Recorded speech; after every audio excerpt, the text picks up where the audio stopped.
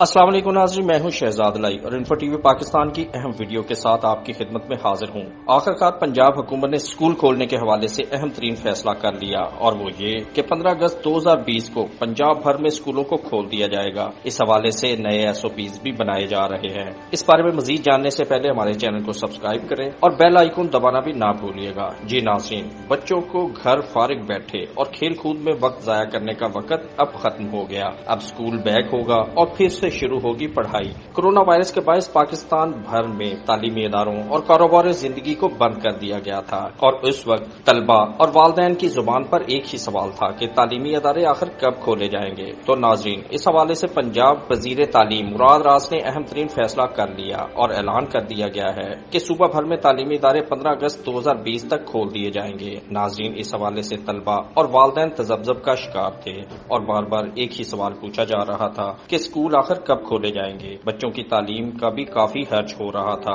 جس پر پنجاب حکومت کی وزارت تعلیم نے پہلا قدم اٹھایا اور دبنگ اعلان کر دیا۔ وزیر تعلیم پنجاب کے اعلان کے مطابق اسکولوں کو SOPs کے تحت کھولا جائے گا، جن میں سب سے پہلی شرط ہوگی کہ ایک کلاس میں 20 سے زائد طلبہ کو نہیں بٹھایا جائے گا، ماسک اور سینیٹائزر کا مکمل خیال رکھا جائے گا، اور کلاس میں سماجی فاصلے کو بھی ملحوظ خاطر رکھا جائے گا۔ اسکول کھولنے اور بند ہونے کے اوقات کار کیا ہوں گے، اس حوالے سے اہم فیصلے کیے جا رہے ہیں۔ سرکاری اور نجی اسکولوں کو SOPs پر سختی سے عمل درآمد کا پابند بنایا جائے گا اور خلاف ورزی پر کارروائی بھی کی جائے گی۔ اسکول کھولنے کے حوالے سے عمل درآمد اس وقت ملک میں کورونا کی موجودہ صورتحال کا جائزہ لے کر کیا جائے گا۔